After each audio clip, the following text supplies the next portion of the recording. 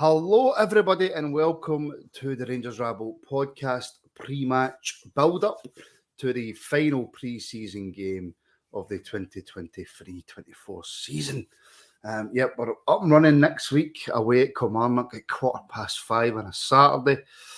Thank God it's only Ayrshire. But we're here today to speak about Hoffenheim versus Rangers. We'll have a wee look at the team. We'll give a wee reaction to that. We'll also all try and keep in mind, yes, that it's pre-season. Can we keep that in mind? Yep. Thank you, everybody watching. Please make sure, if you haven't already, that you like and subscribe. We were, before the show started today, 95 subscribers away from 8,000 on YouTube. So make sure you like and subscribe. I am joined today by Scott Kerr, who I believe has fixed his audio issues. Kerr, how are you? Audio issues may be fixed, but the internet isn't. As you can see, it's on and off. Well, it wouldn't be the Rabble without an internet problem or dogs barking in the background or anything. It wouldn't be the Rabble, would it? James, how are you? I'm good, mate. Rangers are on the day, mate. Everything's all good. I know. Do you know, it makes your week so much more bearable, doesn't it? It really does. Mate. See that when you're at work all week and it's season's off and you get to the weekend and you go, right, oh, no, there's no Rangers. This is unbearable. And then Rangers come back and then you realise that, oh, wait a minute, no, I needed that break. Aye. No, the only bad thing, mate, during the season, mate, is you've got to spend time talking to her, aren't you? So it's... I'm saying nothing, mate. I'm saying nothing. Absolutely nothing. Okay, so the starting at 11 today, as you can now see going along the bottom of your screen, is in goal Jack Butland, the back four of Tavernier, Balogun, Jean-Louis Waifeko and Rid van Yilmaz, a midfield of Raskin, Lundstrom and Cantwell, and a front three of Sima, Lammers and Dessers. Only one place to start, James, though, and it is on the substitutes bench, and it is the arrival of Danilo. The Brazilian prince has arrived eventually. It seems as if it's been longer running in Coronation Street, this one, mate. But it's good the boy's in the door. I know I think he scored last week, didn't he, for Feyenoord? So hopefully, man, he's coming in. He doesn't need much to get up to match fitness. So obviously just be getting to know his new teammates. But hopefully the boy comes in and hits the ground running, mate. And he's the striker that we've been crying out now for the best part of maybe 2 or 3 years now. Being a wee bit selfish, James. It's a new signing, most expensive this season. Coming, I think, because obviously we've spent a bit on Lammers, we've spent a bit on Dessers, etc. Just that wee bit in me that went, I wish he was starting. It's not the same, mate, but it's probably one of the things, mate. He's only just in the building yesterday, so maybe give him the last, whatever, half an hour, mate, or even the second half for me, and see what the boys are about. I know, just maybe a wee selfish point for me, Kerr, as you buggered off to go and do whatever you wanted to do. My internet keeps getting down as we hang up the button. It went to 0 and used to just disappear, so I just came out and tried to come back in. Right, well, I mean, get it sorted is all I'm saying. Just get it sorted. I've never had internet issues, so... You just get issues. I just get issues, yes. We're just touching on it. We're starting where we don't usually start, and that's on the bench. Right. Because obviously the new signing Danilo is on there. And James made the point that fitness-wise he should be up to scratch, up to standard, because he's been playing for Feyenoord. It's just about getting to know his teammates, getting to know the style of play, and hopefully he fits in seamlessly. And I was just making the point that from a selfish point of view, it's a brand new signing. Like James says, he's up to scratch fitness-wise. It would have been nice to see him start, but that's just me being selfish. I think it would have been nice to see him start, but obviously Michael Beale's put on the bench, and he's only been in the door the last couple of days. So listen, it's good. Hopefully he can get the second half on me. I hope he gets 45 minutes, 30 at least, and we can see him in action, ready to go for next Saturday once he's got a full week's training under his belt. Is it not a worry, Kerr, because it's just it's a sickness bug, but there is a few missing out today, and it's not ideal preparation, really, is it? It's not, man, but these things happen. Doesn't matter, all through clubs, what's anything, and it's happened. So we just have to go on, mate. We just hope it doesn't spread to anybody else. Maybe that's how they've told to stay away until whatever they've got kind of disappears or not infectious anymore. But I say these things happen. That's why we've got a big squad of players. It's just unfortunate it's happened to two centre backs. It is, and James, also Fashion Sakala not playing today. We'll come on to the team in a wee second, and we'll come on to the game in a wee minute. But from what we've been told, what we've been kind of made aware of is now that Fashion has been told, you can go and find yourself another club. You are surplus to requirements, and I don't know, James, how I feel about that. I don't know about you. It's a hard one, mate, because I know he's not everybody's cup of tea. He can be very, very hit and miss for me. So he's not going to be one of these guys that I think that we will miss. I think we have got better options now with the guys that have obviously come in. And he will find game time hard now for me. So I think if we can get anything back from him, he's obviously somebody that cost us next to nothing. And we'll get a couple of £1 million in for him. So it's probably the best all round for everybody that the Fashion makes way and heads on to pastures new. Look, everybody's got different opinions on football players, Care. So some people love some people hate some people love some who they know, in the grand scale of things, probably are not good enough, regardless of how well they've done for the team. But I just love wee Fashion. I don't want him to go.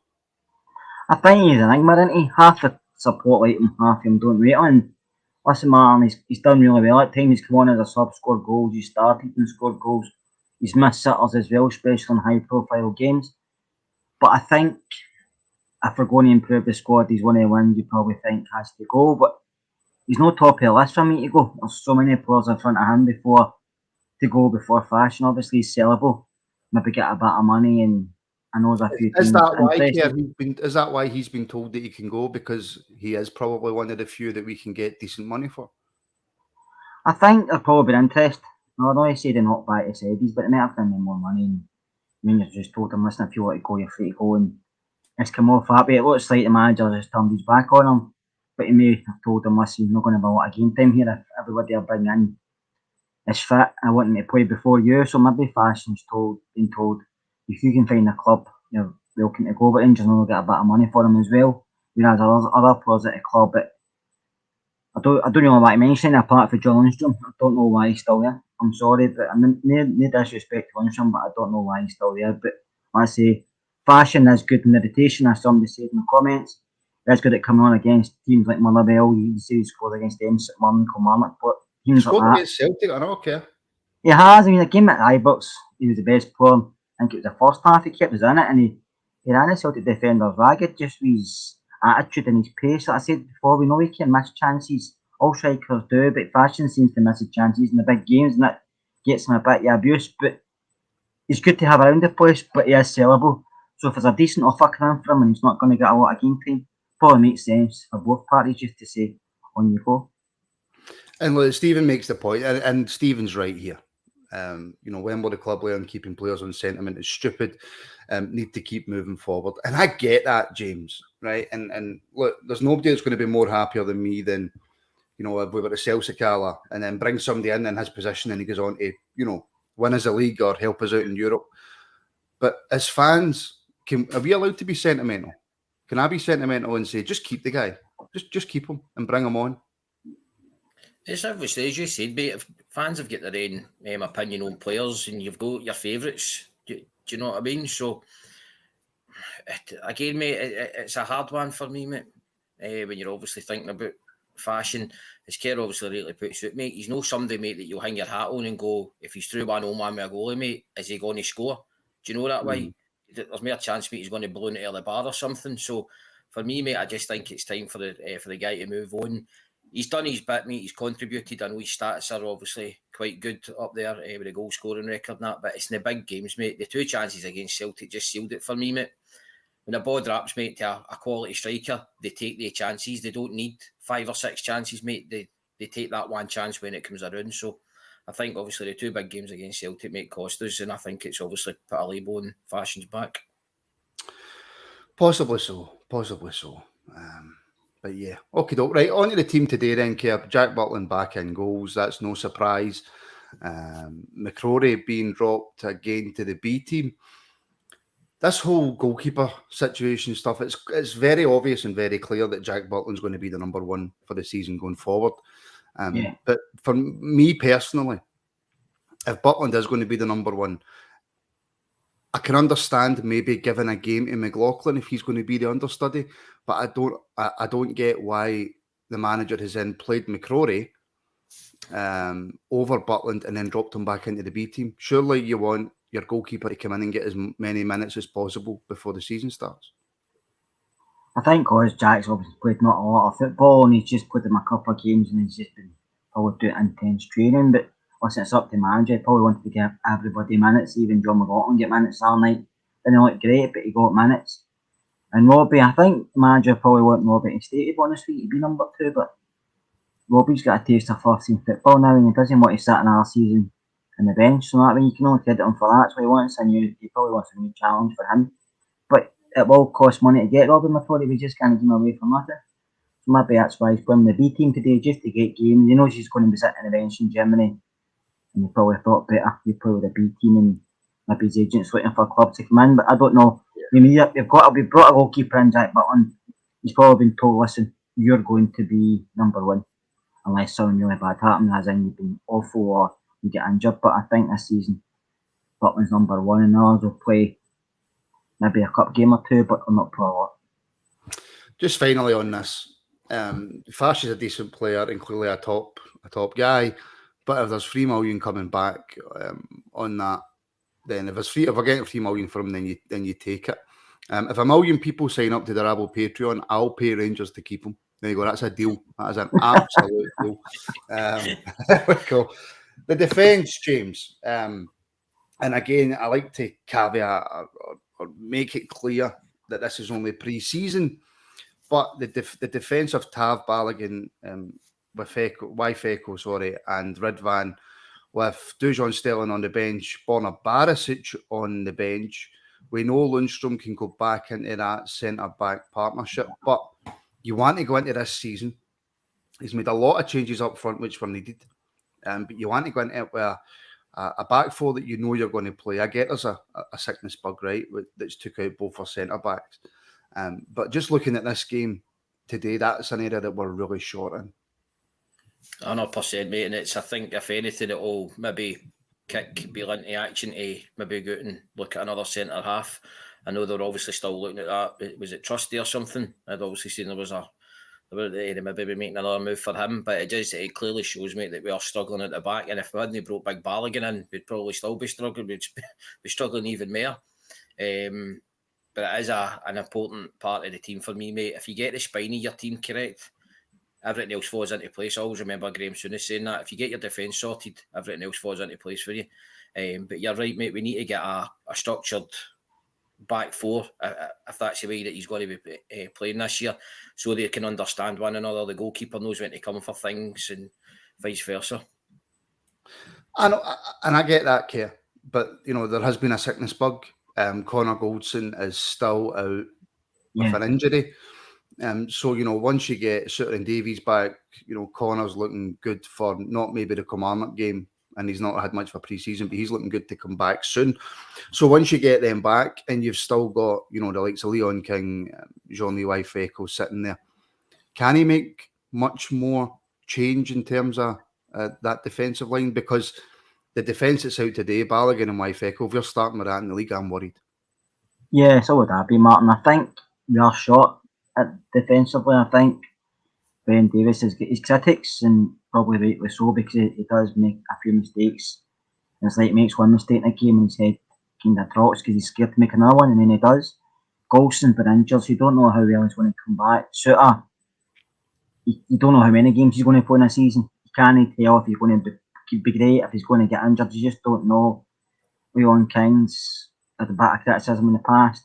Balogun's come back just as a stopgap, basically. So, and Sterling's not been match fit yet. So I think we need to go and bring somebody else in, because I think, like James says, if we're defensively sound, it helps the rest of the side. I don't want to be going into games thinking we need to score 3 here to make sure we win this game. Do you know what I mean? Because last season, not most games, but a lot of games at the start of the season, we conceded first. I don't want to go through another season like that, so we have to be sound defensively. We brought a keeper in, which is good, but the back 4, back 3, back 5, whatever he's going to do, you have to make sure the goalie trusts his defenders and vice versa. So we need to be sound at the back. So I think we still need to bring one more in, Martin. I agree. I think we need to bring another defender in. I think the big boy effect was done well, but I don't know if he would put him into important games. I think he's done well, but I thought it's a massive jump coming for the B team into Kilmarnock or even a European game. It could make or break him. But listen, if he does it, we'll support him. But I just still think we're short at the back. Well, Aldo in the comments, James, only player Davies looked good beside was Goldson before, obviously, Connor's injury. They were starting to build a nice wee partnership, in my opinion. Ben Davies, right? And I know we're going off on a complete tangent and this is supposed to be building up to the game, right? But I'm going to come out with this anyway. Maybe he's not the best, but James, I don't understand the amount of people going after him. He made a horrendous mistake against Celtic, right? And like you say, whatever happens against him tends to stick with you. But in the majority of games, has Ben Davies been that bad? Well, the thing is, mate, you could see the same about John Souttar. He made a mistake as well, but I think it's how you react for that. And I think since then, Big Souttar's been solid at the back for us. But with Ben Davies, he's one of the other guys in me. He's going to be hit or miss with certain fans. He'll play decent maybe for the next 4 or 5 games and nobody will say it. But the second he makes a mistake, folk will jump on his back. For me, he was decent in there next to Big Golson.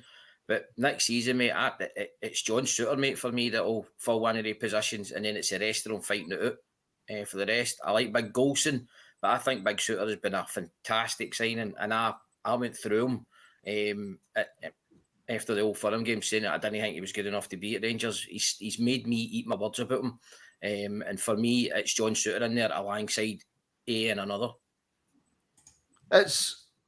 It's only positive, Kerr, when a player makes you eat your words. I mean, who are we anyway? We're just supporters sitting on a computer talking about Rangers. We could be, I mean, we usually are, but we could be 100% wrong in every single thing that we're saying. You know what I mean? So I love it when me, you, James, whoever comes out and says player A, B, and C aren't good enough, and then they turn around and slap you in the face and go, who you talking to? I'm good enough, and they show you. You know what I mean? There's nothing. There's nothing better than that, Keir.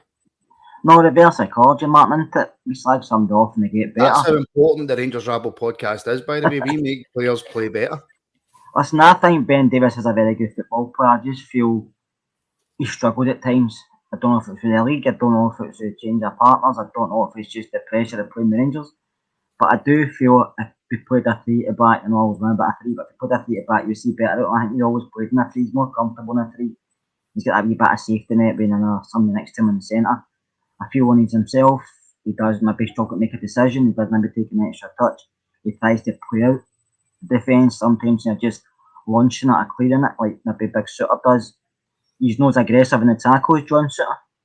So I can see both sides of it, and I probably agree with James. If they're all fit, you would go with Golson and Souttar.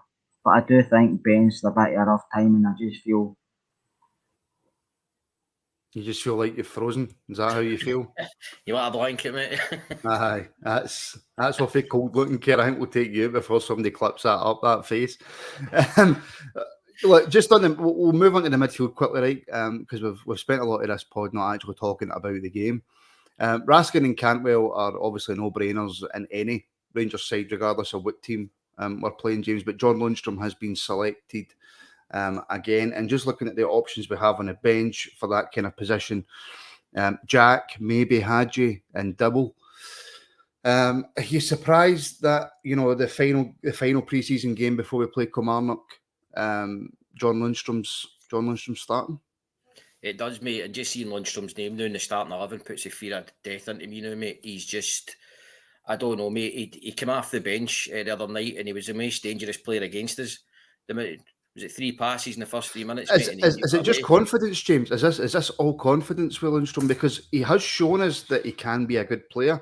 And again, see, people saying he's rubbish, he's pish, or about any player, right? Nobody gets to Rangers if they're rubbish. right? It's just a case that they're maybe just not good enough. So I hate saying, and I've probably said it in the past as well, I hate it when people say, oh, this player's crap, that player's... They're no crap, right? But is Lundstrom, can he find that forum? James, can he hit back at the supporters that are saying this guy shouldn't be at our football club? Because he has shown in the past that he can be that player. No, and I think I obviously think, mate, I think it's hard because I think playing in that position, you need confidence. Get into any game. Any player needs it, mate, regardless whether you're John Lundstrom or whether you're Lionel Messi or Mbappe or whatever. You do need confidence getting into games. And he has proven, mate, that during that 6-month run, mate, in the Europa League, he was best on earth and everybody was screaming it for the rooftops. Scored the winner against Leipzig. You know what I mean? He put us into the final. Is he maybe carrying a knock, mate? Is he 100% match fit? It's a hard one because clearly we don't see the guy day to day, mate, in training. Obviously, Beale does, and maybe this is a way I maybe try to get his confidence up, mate, playing in the last game before the season kicks off. He might go out the other day and have an absolute stormer, mate, and put the rest of the ones that have been slagging him in the back burner, me included. And I hope he does, because there's nothing better, as you said, if you're slagging a player, mate, and it comes in and slaps you in the face. But you're a bigger man, mate, for standing up and saying, do you know what? I called it wrong. Have we seen the best? I say seen the best. See, even I'm doing it now. But in terms of pre-season, have we seen enough to be... And I know we're all happy about Cantwell, right? And we all love him and he's a great player. Has he seemed himself so far? I don't think, mate. I think he was kind of... When I was at the game on, was it Wednesday, he seemed quite, I don't know, kind of laid back. But I think when the season kicks off, mate, and important games start to come about again, Cantwell will show that he's... Oh no, 100% he will. 100% he will. I get that. I just mean in pre-season, he's not been involved as much as what I probably expected. But you know, we have to remember that the manager, in terms of fitness work, what he's doing with these players, James, he is running them into the ground to get them and make sure they are as absolutely as fit as what they can be. And maybe that's just shown in these pre-season games. And that's the thing, I know, mate. It's probably just down to the fact is that maybe some of these players just haven't had enough coffee in the morning before the game. So maybe the doc's been keeping the coffee back. I didn't know you were going to finish so quickly. I just wanted a drink of my juice there, James. Again, Sima Lammers and Dessers up front. I have been so impressed with Lammers. You know, his touch, his control, everything about his game, apart from quite possibly his finishing, but I think that will come. But Dessers needs another 90. Well, not another 90, but at least another 60, 70 minutes in the tank. But in terms of Lammers, I've been so impressed. I think he's been one of the better signings, mate. He's certainly hit the ground running. The way the boy can flick balls in the corner onto people running onto it. He can drop deep, he can hold people off. He just looks like an absolute all-round great player. And I think somebody said it the other day, it's kind of touchy, kind of Dennis Bergkamp about him. He just seems that comfortable on the ball, mate. And are you trying to say that Lammers is as good as Dennis Bergkamp? Because I will put you all over social media. I know, mate. I'm not saying that, but what I say there's obviously a kind of look of Dennis Bergkamp about, mate, that he's that comfortable on the ball. He's good at laying people in. He just looks like an all-round good player, mate. Well, that's what channel member Cam is saying as well. I'm expecting Lammers to have 20+ goal involvements, and he has struck me as that type of guy who, you know, he will create, but he'll also, they do these things now, James, where it's secondary involvement. So you make the pass to the guy who then makes the pass for the people to score. I think in terms of that and creating space, excellent signing. Absolutely excellent signing. But we'll finish up just on, obviously, the game that we're supposed to be building up to. Hoffenheim away, good team, good test for our final pre-season game. What are you expecting, James? I'm hoping, mate, we get a good performance first and foremost, mate, because I think that the other night... Is the performance... I say, is it that important? Of course, it's always important, but it's the final pre-season game. So, by performance, do you mean, are you looking for those relationships between the players starting to get to know each other a bit more and having a bit more of a sense of what Michael Beale's style is going to be? That's it, mate. The style for me, because I I didn't really see much of it in Wednesday night. It just seemed to be the old kind of same thing for last season, mate. There didn't look as if there was anything different for me. And I'm just hoping now that it's we'll start to see that, because Bill said in his comments there that there's going to be a change in kind of tactics and stuff. I think Cantwell's coming off the left and Simmer's coming off the right. I'm expecting big things for Simmer. Hopefully we'll get the player, mate, that played against us, played for us. But I'm just looking, mate, for a better performance. Start to cut out the stupid slack passings and stuff like that, mate, because it's the last game before we kick off the season next week, mate. So I'm just looking for an all-round better performance. And I agree with Cammy. Performance is well, he means pivotal, but he's put pivotal, right? I'll let him off with that. But performance is pivotal over scoreline. He's totally messed me up with that spelling, by the way. That's complete. I'm gone. Anyway, folks, there's 3 minutes to go until kick-off. Go and get yourself set up. Enjoy the game. We will be back shortly after for full match reaction. We'll have a wee chat about the game, about the players, and we'll maybe have a wee quick look forward to next week. So thank you everybody for tuning in. Please like and subscribe, and of course if you want more Rabble content, daily Rabble content, then you can head over to the Rangers Rabble Patreon, the link for which is in the description. So thank you, James. I would say thank you to Scott Kerr, but he shat it and he buggered off halfway through. Thank you everybody for watching, and we'll see you right after the game.